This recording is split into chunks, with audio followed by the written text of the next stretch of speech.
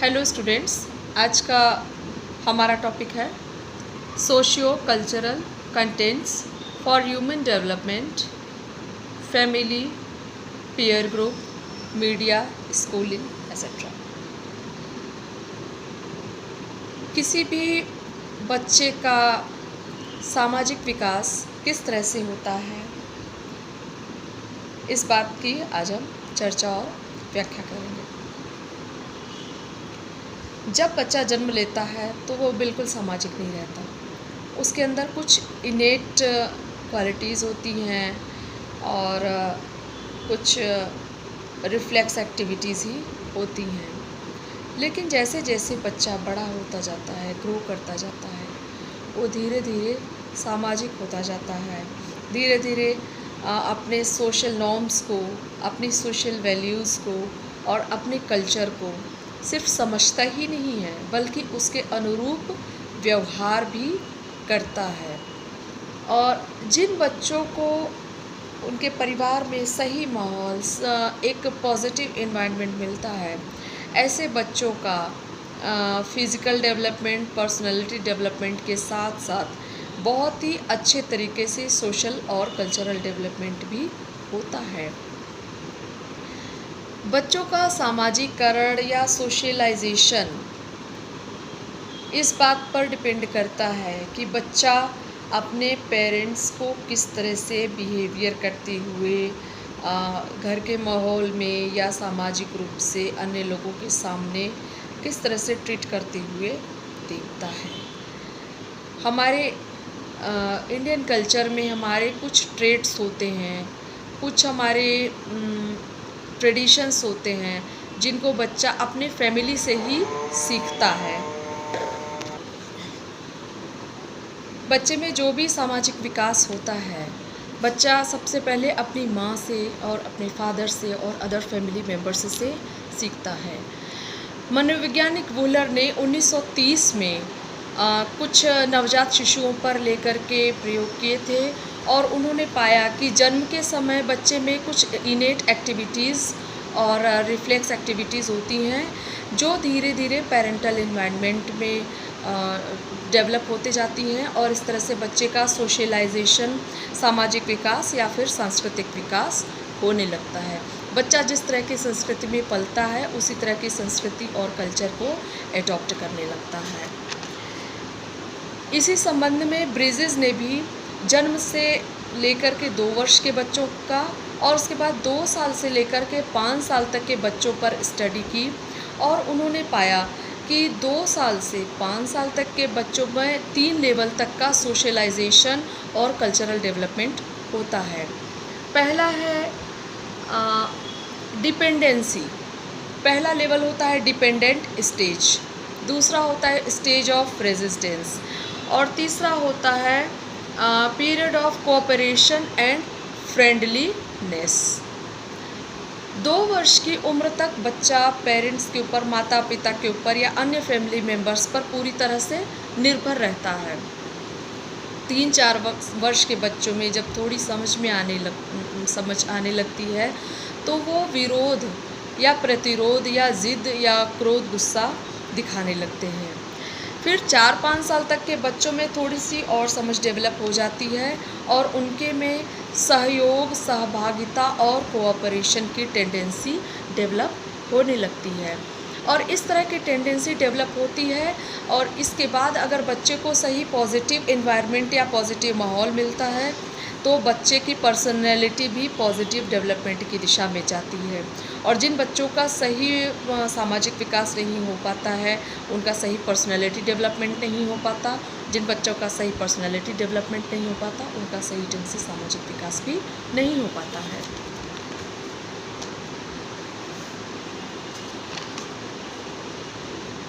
अगर हम forms of social behaviour की बात करते हैं तो बच्चे में किस तरह से सामाजिक और कल्चरल बिहेवियर डेवलप होता है, उसके बहुत सारे स्टेप्स होते हैं।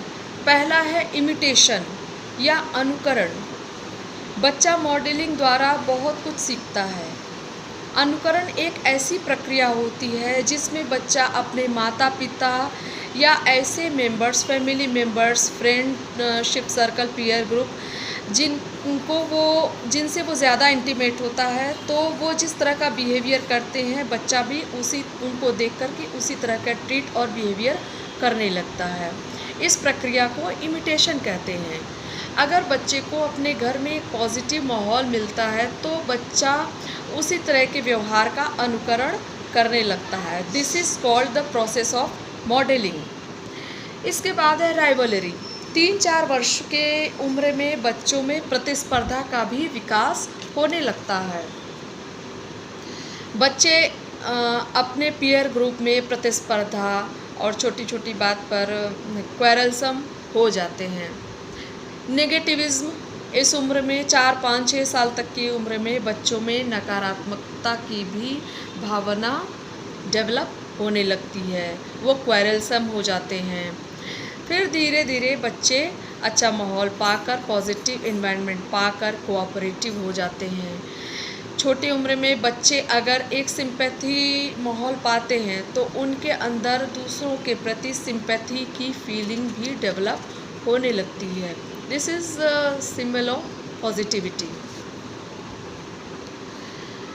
ब्लेयर और बर्टन ने अपने कुछ अध्ययनों द्वारा यह उल्लेख किया कि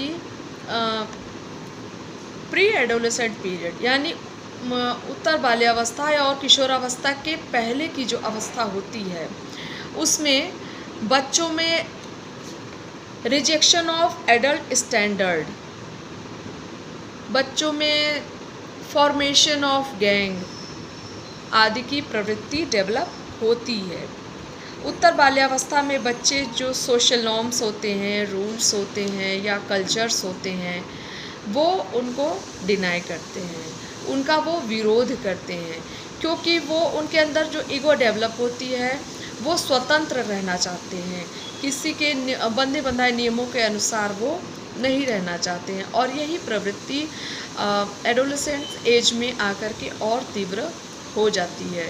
इस किशोरावस्था में बच्चों में अगर एक सही गाइडेंस नहीं मिलती है तो इसी उम्र में बच्चे बहुत जल्दी अपराधी प्रवृत्ति के हो जाते हैं और एग्रेसिव लेवल पर भी पहुंच जाते हैं।